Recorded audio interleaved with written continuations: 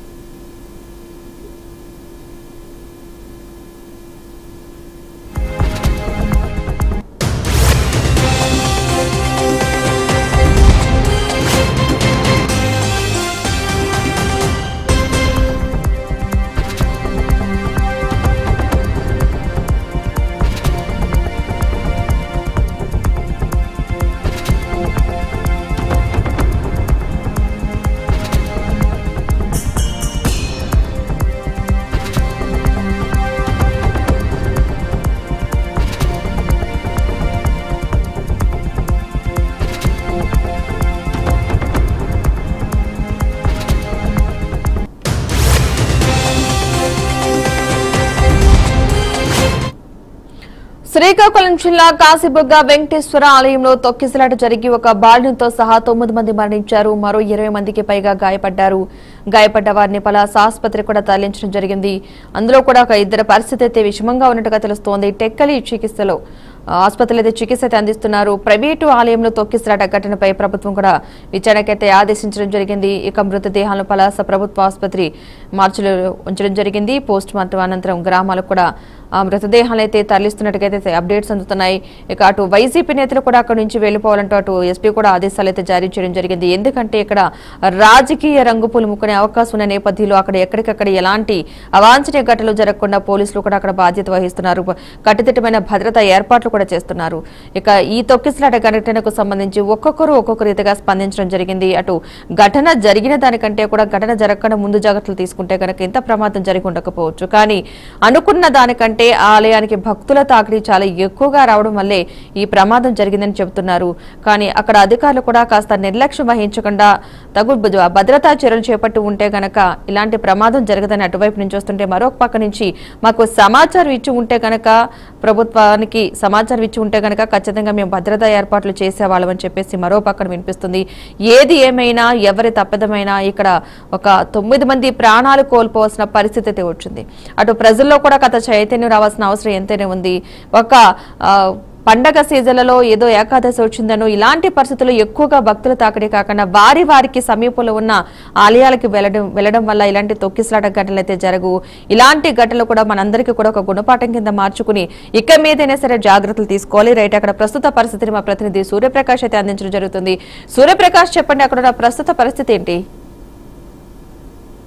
ఇక్కడ ఏదైతే కాశీబుగ్గలో నిర్మించిన ముకుంద పాండే అనే వాళ్ళైతే 12 ఎకరాల భూస్థలంలో అయితే 5 ఎకరాలకు సంబంధించి ఒక దేవస్థానాన్ని, తిరుమలలో ఏ విధంగా అయితే దేవస్థానం ఉంటుందో అదే విధంగా తలపించే విధంగా ఇక్కడ నిర్మాణాన్ని అయితే గుడి నిర్మాణం చేశారు. నిత్యం కూడా ప్రతి శనివారం కూడా 1000 నుండి 1200 మంది అయితే వస్తున్న పరిస్థితి ఉంటుంది. కానీ ఒక్కసారిగా ఈ యొక్క కార్తీక మాసంలో వచ్చిన శనివారం కావడంతో భారీ ఎత్తున అయితే 2000 మంది ఉండే యొక్క ప్రాంతంలో ఒక్కసారిగా 20,000 మందికి పైగా ఎక్కువగా అక్కడ రావడంతో ఏర్పాట్లు చేయడంలో అయితే పూర్తిగా అక్కడ కార్యనిర్వహణ చేస్తున్న వాళ్ళతో పాటు అలానే స్థానికంగా ఉన్న అధికారులు కూడా విఫలం చెందారని అయితే పూర్తిగా అక్కడ తేటతెల్లమవుతుంది. ఆ యొక్క విధి నిర్వహణ కార్యక్రమంలో పూర్తిగా వైఫల్యం కనిపించడం వల్లే మాత్రమే వాళ్ళ యొక్క 9 మంది ప్రాణాలను అయితే కోల్పోయిన పరిస్థితి ఉండడంతో ఎక్కడికక్కడ ఇబ్బందులు అయితే ఎదుర్కొంటున్నారు. నిత్యం కూడా ఇటువంటి ఘటనలు గత ఏడాది నుండి కూడా, గతంలో వైకుంఠ ఏకాదశి రోజు అయితే దానికోసం టికెట్ల కోసం అయితే తిరుపతిలో ఈ యొక్క ఘటన జరిగినప్పుడు కూడా ఇదే విధంగా అయితే ప్రాణాలు విడిచిన పరిస్థితి ఉంది. అలానే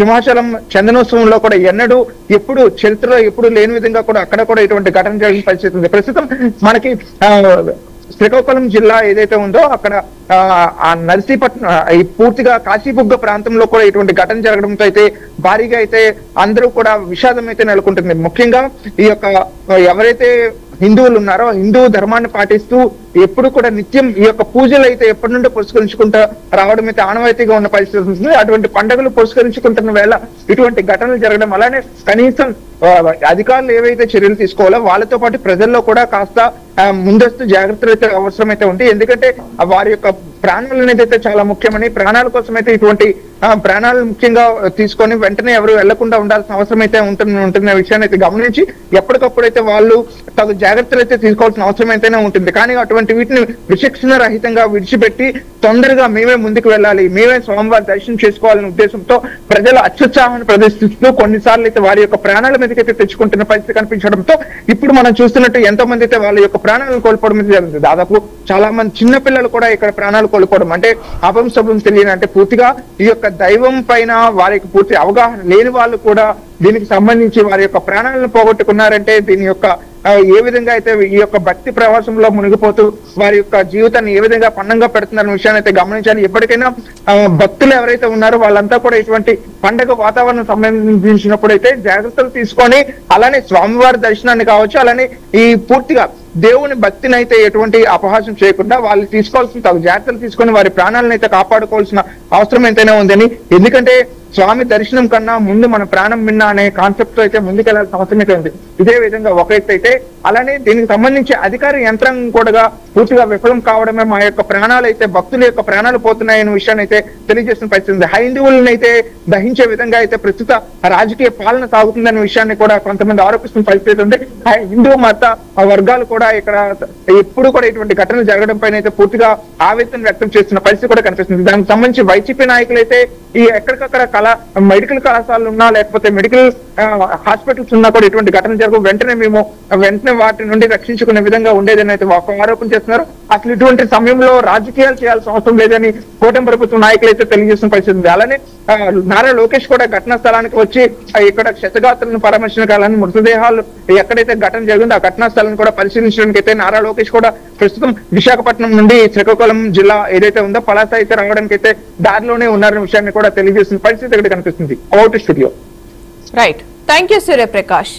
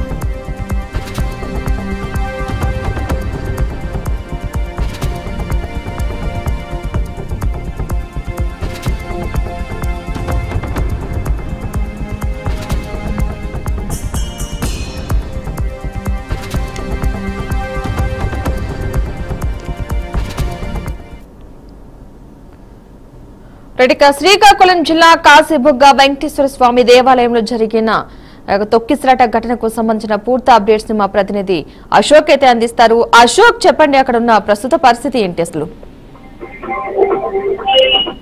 థ్యాంక్ యూ పద్మ. అయితే ప్రస్తుతం అయితే ఏదైతే ఈ యొక్క శ్రీకాకుళం జిల్లా కాశీబుగ్గలో ఏర్పడినటువంటి ప్రమాదం అయితే పూర్తిగా కూడా ఆంధ్రప్రదేశ్ అంతా కూడా తీవ్ర విషాదం అయితే చోటు చేసుకుని చెప్పవచ్చు. శ్రీకాకుళం జిల్లా కాశీబుగ్గలో శ్రీ వెంకటేశ్వర స్వామి దేవస్థానంలో ఏకాదశి సందర్భంగా పెద్ద సంఖ్యలో అయితే భక్తులందరూ కూడా ఆలయానికి తరలి వచ్చిన నేపథ్యంలో ఇటువంటి దురదృష్టకర సంఘటన చేసుకోవడం అయితే మాత్రం తీవ్ర విషాదాన్ని నింపింది. అయితే దర్శనానికి వచ్చిన భక్తులు తొక్కిసలాటలో ప్రాణాలు కోల్పోయి 9 మంది అయితే మృత్యువాత పడడం జరిగింది. ఇందులో పుస్తకాక ఏదైతే ఒక కన్యాస్వామి కూడా ఇందులో ఉన్నట్టుగా కూడా అయితే మాత్రం మనకి ఇప్పటికే తెలియవచ్చింది. అయితే ప్రస్తుతం అయితే పరిస్థితులు బట్టి చూసుకున్నట్లయితే ఇప్పటికే కూడా ముఖ్యమంత్రి చంద్రబాబు నాయుడు ఆ యొక్క మంత్రుల ద్వారా ఆ యొక్క ఎవరైతే ఎమ్మెల్యేల ద్వారా కూడా పూర్తిగా కూడా అక్కడ భద్రతా సిబ్బంది ద్వారా అందరినీ కూడా ఎవరైతే క్షతగాత్రులు ఉన్నారో వారి ప్రభుత్వ ఆసుపత్రి తరలించి తక్షణమే మరుగైన వైద్యం ఇప్పించే ప్రయత్నం కూడా చేయడం జరిగింది.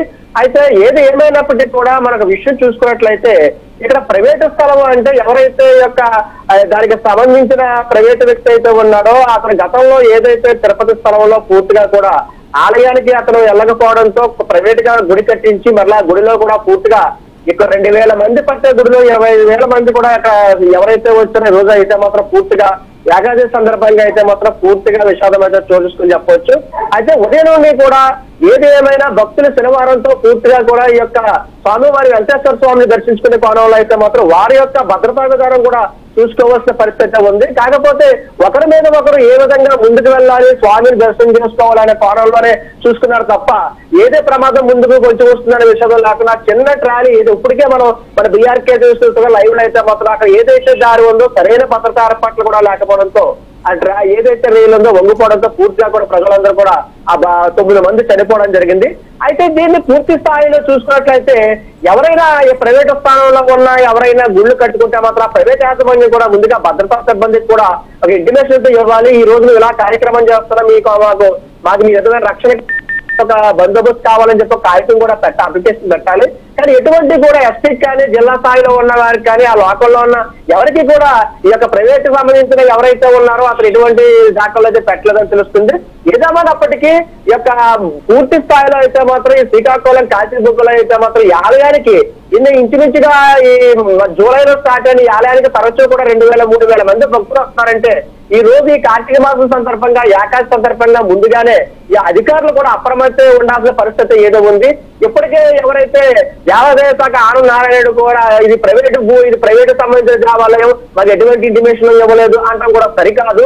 ఎందుకంటే ప్రజల భద్రత ఎక్కడైతే రద్దీగా ఉన్నాయి, ఎక్కడైతే ప్రజలందరూ కూడా గుంపులుగా ఉంటున్నారు, ఎక్కడైతే ఆలయాలు రద్దీగా ఉన్నాయి, ఎక్కడైతే జాతరలు ఇలాంటివంటి అన్ని కూడా ప్రభుత్వం కానివ్వండి, పోలీసు భద్రత కానివ్వండి ప్రతి ఒక్కరు కూడా జాగ్రత్తలు తీసుకుని ముందుగానే ఒక ఇంటిమేషన్ ఇచ్చుకుని వారు కూడా తగ్గ జాగ్రత్తలు తీసుకోవాల్సిన పరిస్థితి ఉన్నది. ఏదేమైనప్పటికీ ప్రభుత్వాల పరంగా చూసుకున్న అధికారుల వైఫల్యం కూడా ఉంది. ఎందుకంటే ఇంత ప్రాముఖ్యతగా కలిగిన సోషల్ మీడియాలో కూడా ఈ యొక్క ఆలయం గురించి కొన్ని మార్లు అందరూ కూడా ఈ యొక్క సోషల్ మీడియాలో పూర్తిగా ఆలయం గురించి గొప్పగా చెప్పి ఈ యొక్క భక్తులు అయితే మాత్రం అక్కడ తీసుకొచ్చే ప్రయత్నం చేయడంతో కూడా చాలా మంది యూట్యూబ్ లో చూసిన వారు కూడా ఆలయానికి వెళ్ళాలని చెప్పేసి ఆశతో అయితే మాత్రం 12 ఎకరాల ఈ విస్తరణలో 20 కోట్ల రూపాయల వ్యయంతో అత్యంత సుందరంగా వెళ్తున్న ఆ వెంకటేశ్వర స్వామి విజయ వెంకటేశ్వర స్వామి ఆలయాన్ని చూడాలని చెప్పేసి భక్తులందరూ కూడా అక్కడి తండోపతండాలకు వెళ్ళడంతో ఈ రోజు మహాపర్వదినం కార్తీక మాసంలో ఈ యొక్క శనివారం నాడైతే ఏకాదశి నాడు భక్తులందరూ కూడా వెంకటేశ్వర స్వామి దర్శించుకోవాలని ఒకరికొకరు వంతుకి వెళ్ళడంతో అక్కడ